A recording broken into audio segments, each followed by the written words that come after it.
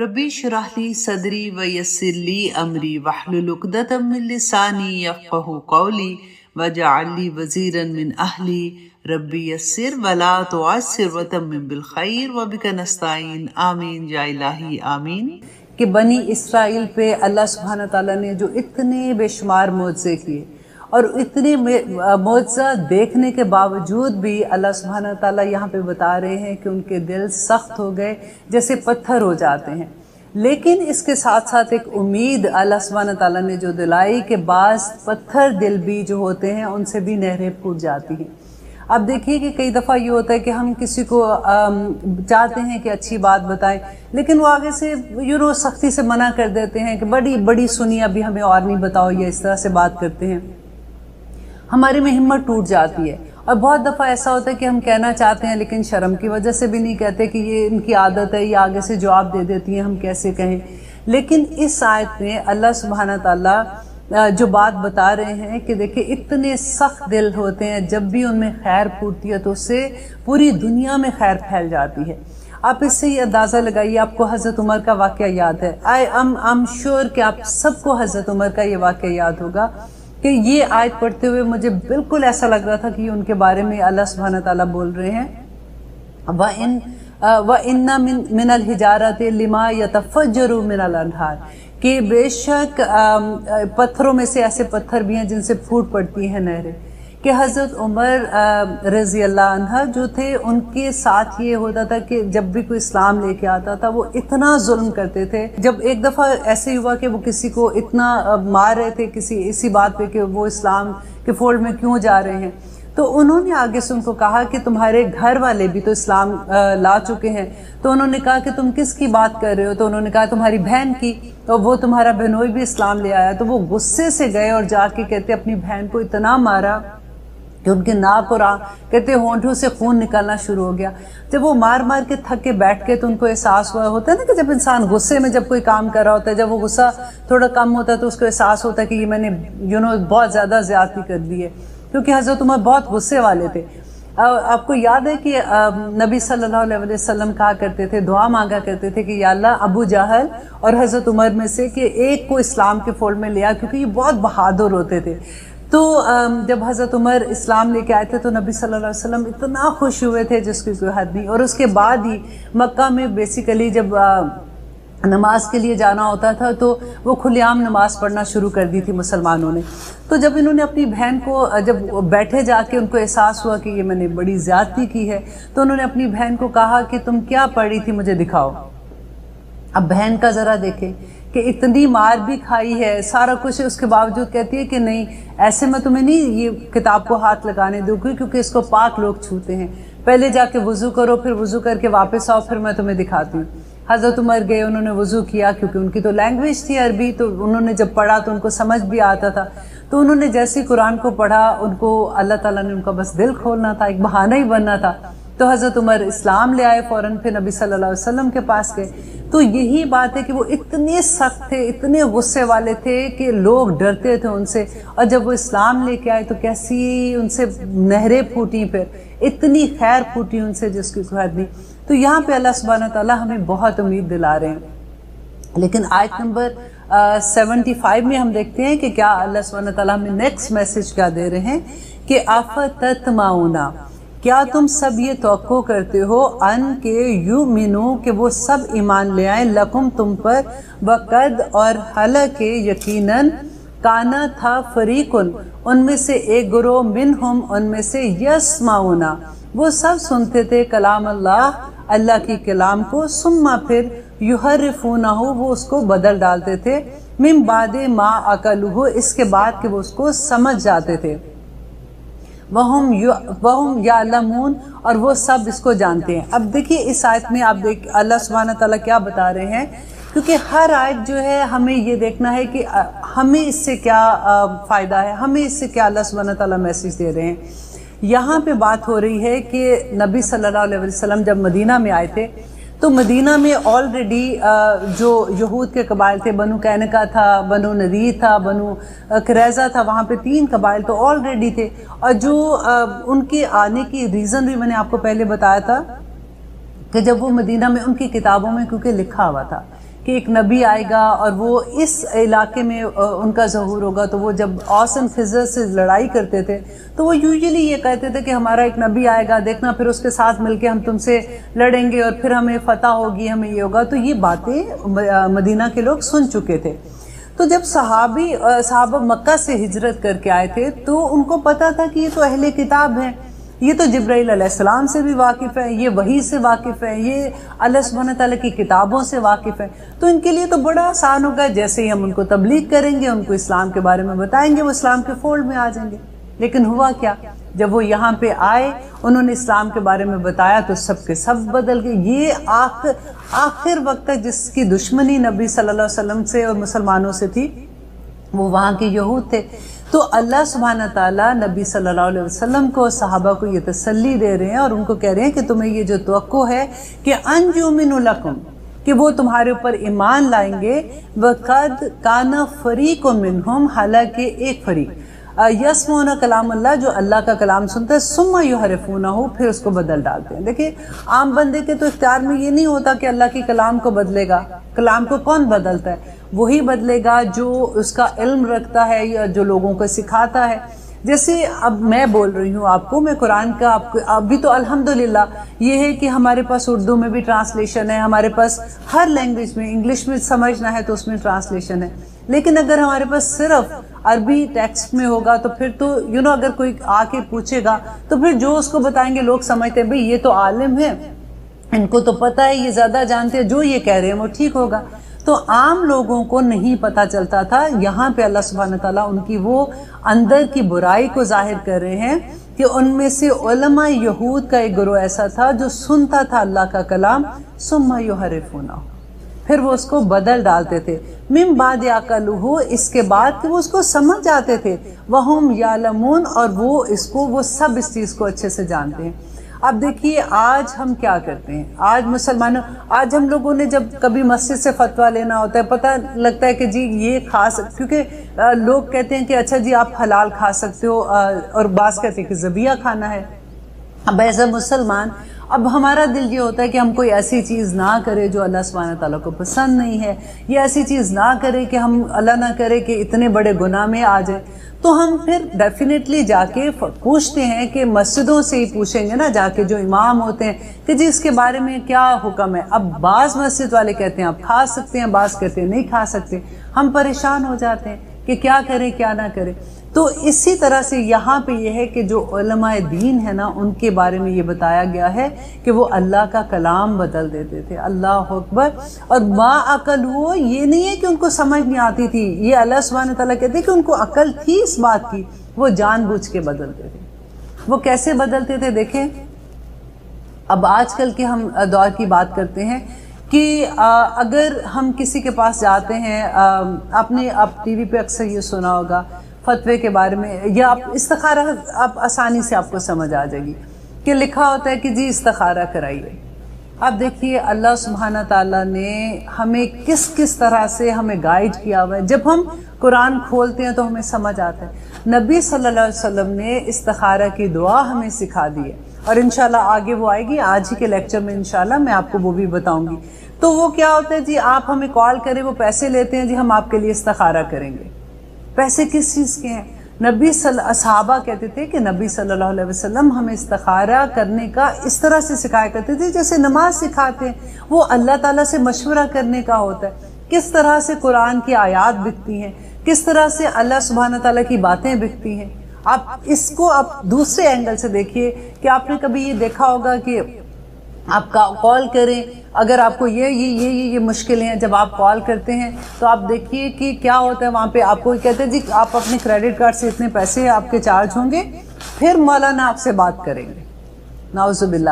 اور پھر اس کے بعد کیا ہوتا ہے کہ وہ پھر آپ کو چیزیں بھیجتے ہیں کہ اب یہ چیزیں کھا لو، یہ جلا لو، یہ کر لو.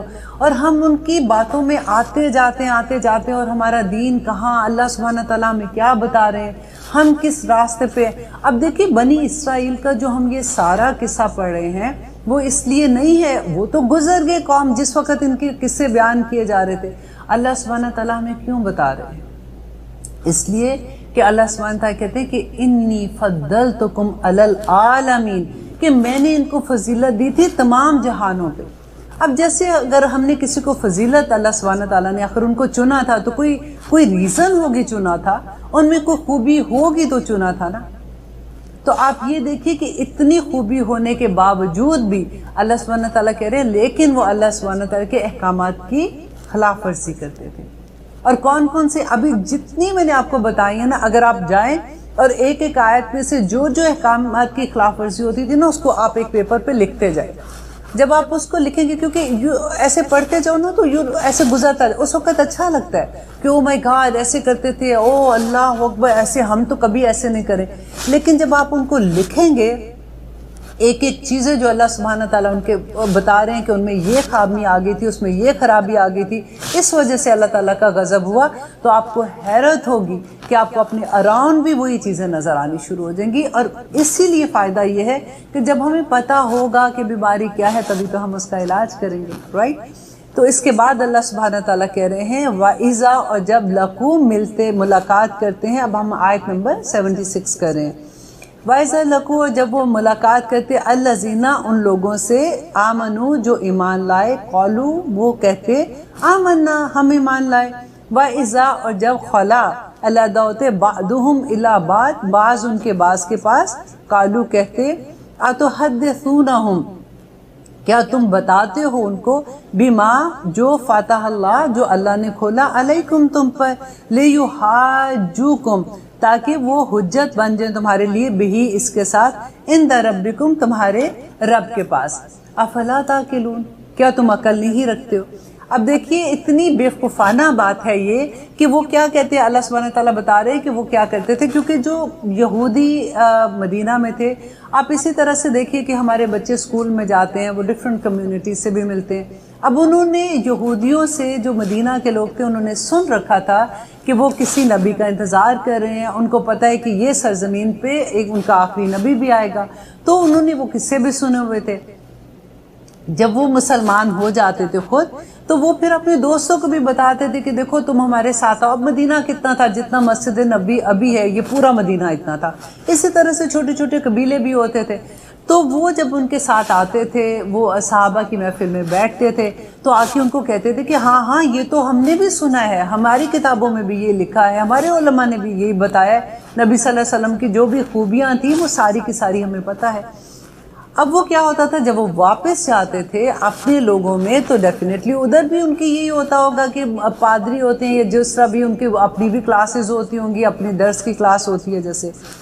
تو وہ جب وہ ان کے پاس جاتے تھے تو وہ ان کو کہتے تھے کہ تم ان کو کیوں بتاتے ہو. قالو کہتے تھے اتحدثونہم بما فتح اللہ علیکم، کہ جو اللہ نے تم پہ کھولا ہے وہ تم ان کو بتا دیتے ہو. اولا کیا، وا اور لا نہیں، یعلمون وہ سب جانتے، ان اللہ بے شک اللہ، یعلم جانتا ہے، ما جو یسرون جو وہ چھپاتے ہیں، وما اور جو یعلنون اور جو وہ ظاہر کرتے ہیں. اب دیکھیے ساتھ ہی اللہ سبحانہ تعالیٰ یہ بھی بات بیان کر رہے ہیں کہ وہ ان کو یہ لگتا تھا کہ تم لوگ نہ جا کے بتاؤ، ان کو نہیں پتہ چلے گا. اللہ تعالیٰ ان کے دلوں کی ہر چیز کھول کے بیان کر رہے ہیں کہ ان کو یہ نہیں پتہ کہ اللہ تعالیٰ تو دلوں کے حال بھی جانتا ہے. اب دیکھیے سورۃ بقرہ کے آخر میں، جو آخری رکوع میں اللہ سبحانہ تعالیٰ کہتے ہیں وہ ان تبدوا ما فی انفسکم او تخفوہ یحاسبکم بہ اللہ فَيَغْفِرُ لِمَنْ يَشَاءُ وَيُعَذِّبُ مَنْ يَشَاءُ وَاللَّهُ عَلَىٰ كُلِّ شَيْءٍ قَدِيرٌ. جب یہ والی آیت آئی تھی، دیکھیں ہم کیا کرتے ہیں، آیتیں پڑھ کے ہمیں لگتا ہے اوہ اچھا یہ ایسے تھا، اور تھوڑی دیر کے لیے دل گھبراتا بھی ہے، احساس بھی ہوتا ہے، لیکن پھر ہم بھول جاتے ہیں. اب دیکھیے جب صحابہ کو وہی جب نبی صلی اللہ علیہ وسلم پہ وہی آتی تھی اور صحابہ کو پتہ چلتا تھا، یہ آیت جب نازل ہوئی تھی وَإِن تُبْدُوا مَا فِي أَنفُسِكُمْ أَوْ تُخْفُوهُ يُحَاسِبْكُم، تو صحابہ کانپ اٹھے. وہ فوراً گھبرا کے نبی صلی اللہ علیہ وسلم کے پاس جاتے ہیں اور کہتے ہیں کہ یہ اللہ سبحانہ تعالیٰ تو کہہ رہے ہیں کہ جو تم چھپاتے ہو، جو تم ظاہر کرتے ہو، اللہ تعالیٰ اس کا حساب لے گا، اور وہ جس کو چاہے گا معاف کرے گا، جس کو چاہے گا اس کو عذاب دے گا. تو جو ہمارے دل میں وسوسے آتے ہیں اس کا ہم کیسے جواب دیں گے، وہ تو ہمارے بس میں نہیں ہے، رائٹ.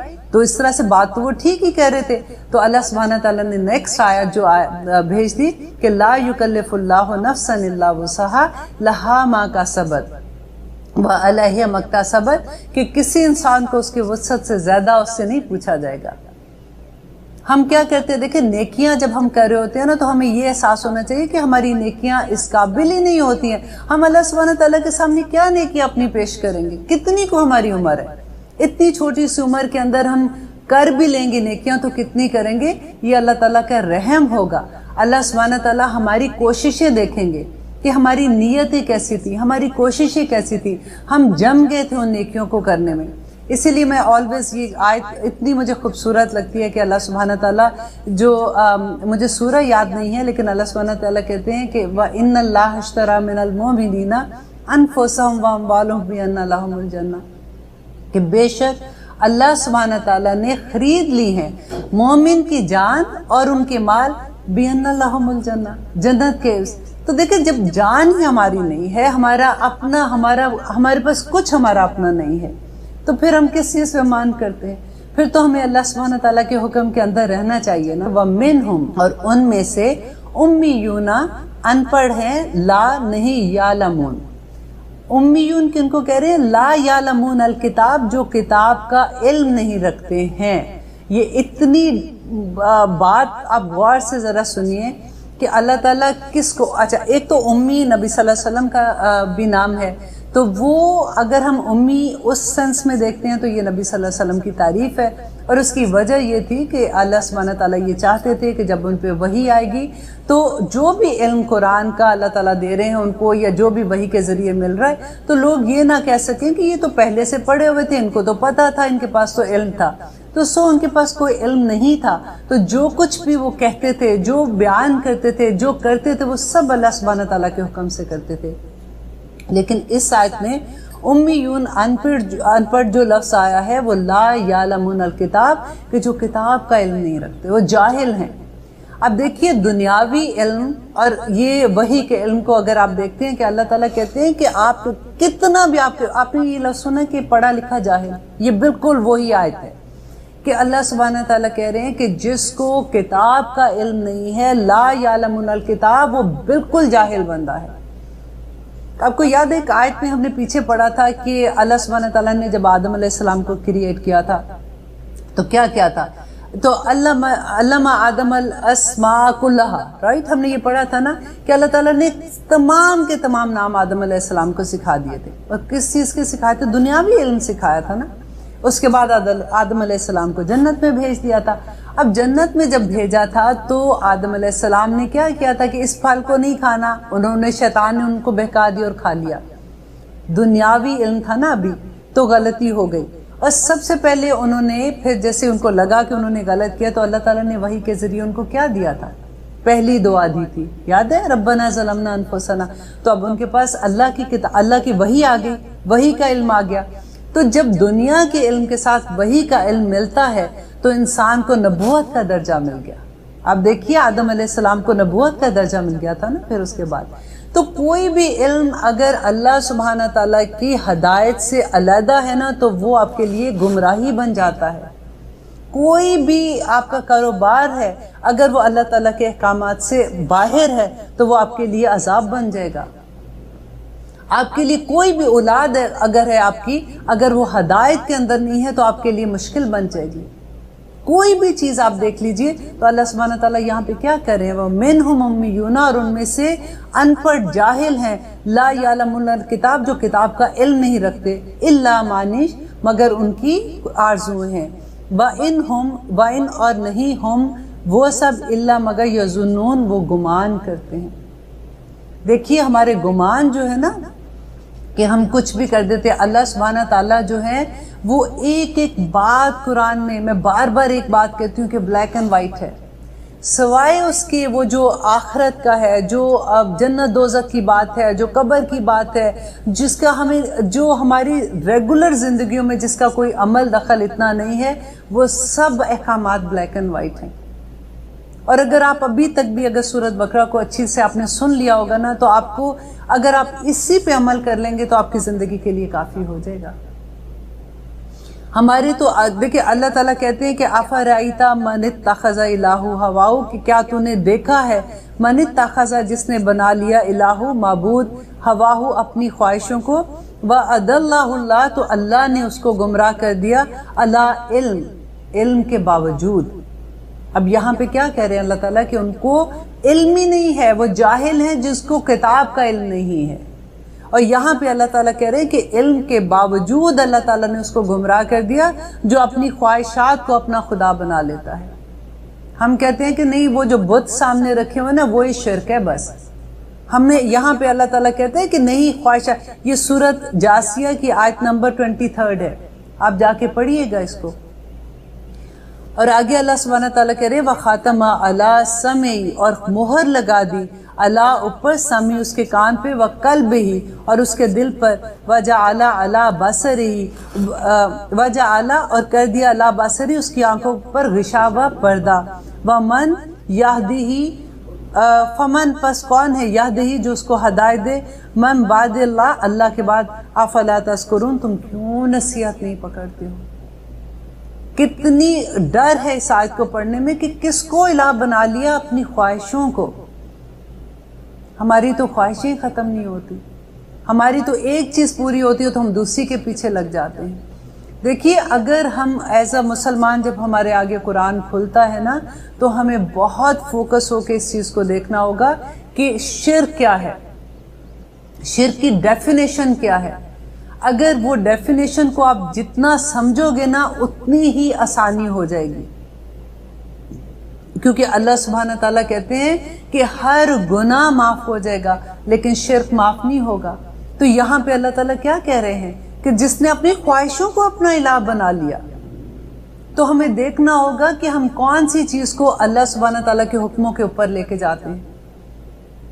ہر چیز کا اللہ تعالیٰ نے کہا والدین کا احترام کرو، ان کی بات مانو، خامن کا احترام کرو، ان کی بات مانو، لیکن اگر کوئی بھی ایسی بات جو اللہ سبحانہ تعالیٰ کے حکم کے اگینسٹ ہے آپ نہیں مان سکتے ہو۔ ہم کریں آیت نمبر 79، فوائل تو بربادی ہے، ہلاکت ہے۔ اب دیکھیے اس آیت میں، آیت نمبر 79 میں وائل کا جو لفظ ہے نا یہ 3 دفعہ اللہ سبحانہ تعالیٰ نے استعمال کیا ہے۔ اور ویل جو ہے یہ اس وادی کو، اس دوزخ کے اس وادی کو کہتے ہیں کہ جس سے دوزخ بھی پناہ مانگتی ہے۔ یہ اتنا برا درجہ ہے دوزخ کا، اور اللہ تعالیٰ نے ایک آیہ میں اس کو 3 دفعہ استعمال کیا۔ اب غور سے سنیے، فویل تو بربادی ہے، للذین ان لوگوں کے لیے، یکتبون جو سب لکھتے ہیں، الکتاب کتاب کو، یہاں پہ کتاب فتویٰ کو کہا ہے، بے ایدیہم اپنے ہاتھوں سے، ثم پھر یقولون وہ کہتے ہیں، ھذا من عند اللہ یہ اللہ کی طرف سے ہے، لیشتروا بہ ثمنا تو یہ خریدتے ہیں اس سے تھوڑی قیمت، قلیلاً تھوڑی، فویل تو بربادی ہے، لہم ان کے لیے، مما اس میں جو کاتبہ وہ لکھتے ہیں، ایدیہم اپنے ہاتھوں سے، بویل اور پھر بربادی ہے، لہم ان کے لیے، مما اس میں یکسبون جو سب وہ کماتے ہیں۔ دیکھیے فتویٰ دینا، آپ قرآن کے بارے میں جب آپ سے کبھی کوئی سوال کرے اور آپ کو یہ لگے کہ مجھے اس کی ابھی پکا نہیں پتا، دیکھیے ایون حدیث سناتے ہوئے نا اگر آپ کو یہ نہیں پتا کہ یہ حدیث ٹھیک ہے تو آپ اس کو نہ سنایا کریں۔ ہمیں تو اتنی عادت ہوتی ہے کہ واٹس ایپ پہ کوئی ایسی بات آتی ہے کہ نبی صلی اللہ علیہ وسلم نے فرمایا، دھڑ سے دوسروں کو بھیج دیتے کہ اچھی لگتی ہے، ہمیں پتہ ہی نہیں کہ یہ اصل بات ہے بھی کہ نہیں ہے۔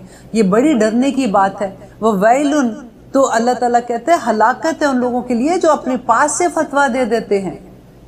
اب دیکھیے جو ایک بندہ اگر فتویٰ دے، ایک علماء میں سے آپ دیکھیے کہ اگر کوئی فتویٰ دیتا ہے، اب ہمارے بھی تو ڈیفرنٹ علماء ہیں یہاں پہ، تو اگر کوئی فتویٰ دیتا ہے تو پھر جو عام لوگ ہوتے ہیں وہ یہ سوچ کے کہ ان کو تو پتہ ہی ہوگا، وہ اس کو فالو کرنا شروع ہو جاتے ہیں، ادھر سے ہی پرابلم سٹارٹ ہو جاتی ہیں۔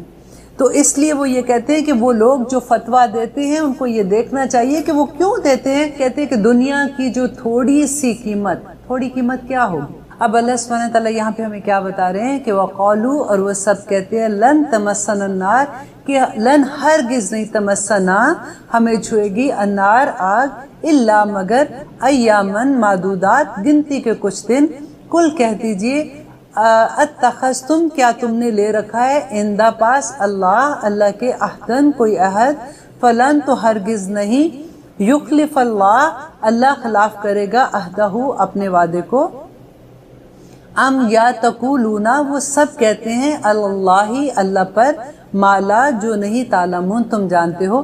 یہاں اللہ تعالیٰ ان کی خوش فہمی کو دور کر رہا ہے، ختم کر رہا ہے، اور بتا رہا ہے کہ یہ لوگ کیا کہتے تھے کہ کچھ نہیں ہمیں تھوڑے دن اگر ہم نے کوئی گناہ کر بھی لیے تو تھوڑے دن ہمیں آگ چھوئے گی، اس کے بعد انشاءاللہ ہم نکل جائیں گے اور ہم سارے جنت میں جائیں گے۔ یہاں اللہ تعالیٰ یہ دیکھیں، ہم سفارش کا بیان ہے کہ ہم لوگوں کو، اب دیکھیے ہم کیا کہتے ہیں کہ نہیں کچھ نہیں ہونا، انشاءاللہ نبی صلی اللہ علیہ وسلم ہم سب کی سفارش کر دیں گے اور ہم جنت میں چلے جائیں گے۔ یہ آیت کو غور سے پڑھیے گا پھر سے کہ اللہ تعالیٰ ہمیں کیا سبق بتا رہے ہیں کہ یہودی بھی ایگزیکٹلی یہ کہتے تھے کچھ نہیں ہونا، تھوڑے دن ہمیں آگ چھوئے گی اور اس کے بعد انشاءاللہ ہمیں اللہ تعالیٰ ہم جنت میں چلے جائیں گے۔ اللہ تعالیٰ کہتے ہیں کیا انہوں نے وعدہ لیا ہوا ہے مجھ سے؟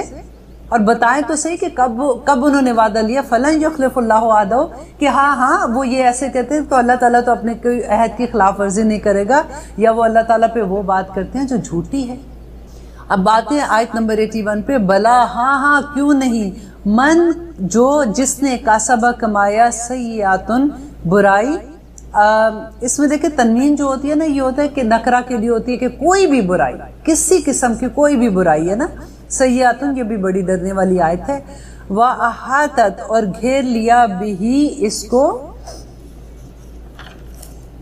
خطیاتہ اس کے ایک گناہ نے، خطیہ ایک گناہ کو کہتے ہیں، خطیاتہ اس کے گناہ نے، فَأُولَٰئِکَ پس وہی لوگ ہیں، اصحاب النار جو دوزخ والے ہیں، ہم فیہا خالدون اور وہ ہمیشہ اس میں رہیں گے۔ اللہ اکبر۔ اب یہاں پہ یہ کیا کہہ رہے ہیں اللہ سبحانہ تعالیٰ کہ وہ لوگ جن کو اس کی برائیوں نے گھیر لیا۔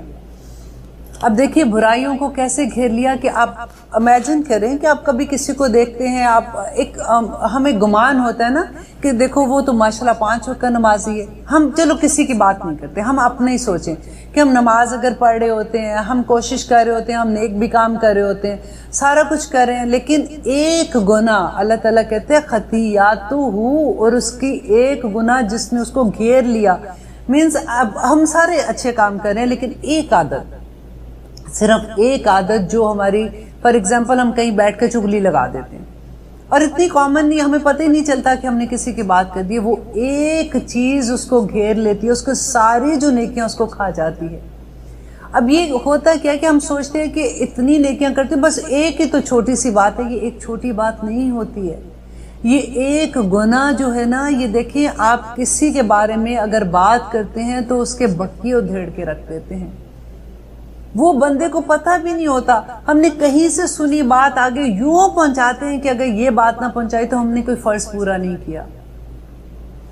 اتنی ضروری بات ہے، ہم کسی کے بارے میں بات کرتے ہوئے دیکھیں، جب آپ کسی پہ انگلی اٹھاتے ہیں نا تو دیکھیں یہ 4 انگلیاں پیچھے سے یہ جو جاتی ہیں نا، یہ آپ کے پیچھے آتی ہیں، یہ آپ پہ آ رہی ہوتی ہے۔ تو کسی کے بارے میں جب ہم بات کرتے ہیں تو 100 دفعہ سوچے، فَأُولَٰئِکَ پس وہی لوگ ہیں اصحاب النار، وہ دوزخ میں ہوں گے، ہم فیہا خالدون اور وہ ہمیشہ اس میں رہیں گے، والذین اور وہ لوگ آمنوا جو ایمان لائے، وعملوا الصالحات اور انہوں نے نیک کام کیے، اولئک وہی لوگ ہیں اصحاب الجنہ وہ جو جنت میں رہنے والے ہیں، ہم فیہا خالدون اور وہ ہمیشہ اس میں رہیں گے۔ اب دیکھیے یہاں پہ دونوں جگہ پہ اولئک اصحاب النار ہم فیہا خالدون، اور نیچے آیا کہ جو دوزخ میں رہیں گے وہ ہمیشہ رہیں گے، جو جنت میں رہیں گے وہ بھی ہمیشہ رہیں گے۔ یہاں پہ رک کے اللہ سبحانہ تعالیٰ سے دعا کرتے ہیں، اے اللہ ہمیں جنت والوں میں شامل کر دینا، کیونکہ ڈر یہ ہے کہ اللہ آخرت میں صرف 2 ہی جگہ ہیں، ایک جنت ہے اور ایک دوزخ ہے، درمیان کا کوئی راستہ نہیں ہے۔ اللہ سبحانہ تعالیٰ ہمیں جنت والوں میں شامل کر دے، آمین ثم آمین۔ کیونکہ نبی صلی اللہ علیہ وسلم نے کہا کہ کئی دفعہ ہوتا ہے کہ ہم چھوٹی چھوٹی چیزوں پہ دیکھیں، کئی دفعہ ہم یہ سوچتے ہیں کہ نہیں یہ غلطیاں اتنی بڑی نہیں ہے، اللہ سبحانہ تعالیٰ نہیں پکڑیں گے۔ ایک میں اس پہ آپ کو ایک چھوٹی سی حدیث بھی سنا دیتی ہوں، کیونکہ اس سے پہلے ہم یہی آیت کر رہے تھے کہ عبداللہ بن مسعود کہتے ہیں کہ اللہ کے رسول اللہ صلی اللہ علیہ وسلم نے فرمایا، لوگوں گناہوں کو چھوٹا مت جانو، یہی جمع ہو کر انسان کی ہلاکت کا باعث بن جاتے ہیں۔ پھر مثال دی کہ ایک قوم نے کسی جگہ پڑاؤ ڈالا، ہر کوئی ایک ایک لکڑی لے کر آ گیا، حتیٰ کہ ان لکڑیوں کا انبار لگ گیا، پھر انہوں نے اس میں آگ جلائی، اس نے ایسا الاؤ بھڑکایا کہ اس میں جو کچھ ڈالتے تھے وہ جل کر راکھ ہو جاتا تھا۔ ایک ایک غلطی انسان کی کہاں سے کہاں انسان کو پہنچا دیتی ہے۔ ایک صحابی میدان جنگ میں شہید ہوئے تو جو دوسرے صحابہ تھے انہوں نے نبی صلی اللہ علیہ وسلم کے سامنے یہ کہا، کہنے لگے کہ کسی نے اگر جنتی کو دیکھنا نا، یہ اتنی بہادری سے لڑکے شہید ہوئے تو ان کو دیکھ لیں۔ نبی صلی اللہ علیہ وسلم نے فرمایا کہ میں اسے آگ کی اس چادر میں لپٹا دیکھ رہا ہوں جو اس نے مال غنیمت سے چرائی تھی، ایک چادر۔ ہم ہیں آیت نمبر 82 پہ۔ وَإِذْ، اور جب اخذنا لیا ہم نے میثاقَ عہد، میثاق کہتے ہیں پکے عہد کو، میثاق، اور بنی اسرائیل سے لا تعبدون الا اللہ، کہ نہ عبادت کرنا مگر اللہ کی۔ اب دیکھیں میثاق کیا ہے؟ میثاق کہتے ہیں کہ اس عہد کو جو پکا عہد ہے، لیکن وہ کون سا عہد ہے؟ جیسے آپ دیکھیں ہم نے نہیں اللہ سبحانہ تعالیٰ سے کیا لا الہ الا اللہ محمد رسول اللہ، یہ بالکل وہی عہد ہے۔ اور یہ آیت لا تعبدوا الا اللہ بالکل وہی آیت ہے جو ہم لا الہ الا اللہ محمد رسول اللہ کہتے ہیں۔ یہ آیت تورا کی آیت ہے۔ اگر کسی کو شوق ہے نا کہ تورا میں کیا لکھا ہوا ہے، اللہ سبحانہ تعالیٰ کے کیا احکامات ہیں، تو بالکل یہی احکامات مسلمانوں کو بھی ملے تھے جو بنی اسرائیل کو ملے تھے۔ ابھی بنی اسرائیل کس کو کہتے ہیں؟ آپ نے یاد ہے نا آپ کو، یہ حضرت یعقوب علیہ السلام کا لقب تھا، اور اسرائیل جو ہے اس کو عربی میں عبداللہ کہتے ہیں، اردو میں اللہ کا بندہ کہتے ہیں۔ اب آپ لوگوں کو یہ چیزیں یاد ہونی چاہیے، کیونکہ جب ہم لوگ قرآن کے اسٹوڈنٹ بن جاتے ہیں نا تو یہ ساری جو ٹرمز یوز ہوتی ہیں ہمیں ان کی ڈیپتھ بھی پتہ ہونا چاہیے۔ تو یہاں پہ اللہ تعالیٰ سے پکا عہد جو ہم نے کہا تھا نا، ایاک نعبد و ایاک نستعین، بالکل وہی عہد ہے کہ بنی اسرائیل سے لا تعبدون، کہ نہ عبادت کرنا الا اللہ مگر اللہ کی، وبالوالدین احسانا، اور اپنے والدین پہ احسان کرنا۔ اللہ سبحانہ تعالیٰ نے جب بھی کوئی وحی آئی، اللہ تعالیٰ نے نبی بھیجے، اللہ تعالیٰ نے اپنا پیغام بھیجا، تو یہی وہ میسج تھے جو بار بار مسلمان قوم کو دیتے رہے۔ مسلمان اب کے جو مسلمان ہیں، جو پہلے بنی اسرائیل تھے، عیسائی تھے، یا جو بھی تھے، وہ سب مسلمان تھے۔ اور مسلمان کا مطلب ہوتا ہے سرنگو ہونا، اللہ سبحانہ تعالیٰ کے آگے سر تسلیم خم کر دینا۔ تو ہر بندہ جب وہ پیدا ہوتا ہے تو وہ مسلم ہی ہے، پھر اس کو حالات جس گھر میں وہ پیدا ہوتا ہے وہ اس کو یہودی، نصارہ، کافر، مومن یا جو بھی ہے وہ ایسا بنا دیتا ہے۔ اللہ تعالیٰ سے دعا ہے اللہ تعالیٰ ہمیں عمل کرنے والا بنا دے۔ میں بار بار ایک ہی دعا مانگتی ہوں اللہ سبحانہ تعالیٰ سے۔ دیکھیے وَبِالْوَالِدَيْنِ احسانًا، یہ نہیں کہا گیا کہ والدین نے جیسا کیا ویسا تم بھی کر لو۔ حضرت عمر کے پاس ایک صحابی آئے تو انہوں نے کہا کہ میں نے اپنی ماں کو اپنے کندھے پر اٹھا کے پورا حج کرایا، پورا طواف کرایا تھا، تو کیا میں نے اپنی ماں کا حق ادا کر دیا؟ حضرت عمر نے کہا تھا کہ تم نے اپنی ماں کی ایک درد کا بھی حساب نہیں دیا، یہ تو ماں کا، کیسے تم اپنی ماں کا احسان ادا کر سکتے ہو؟ تو وہ بالوالدین احسانا۔ آج دیکھیے ہمارے ارد گرد والدین کے ساتھ کیا ہو رہا ہے۔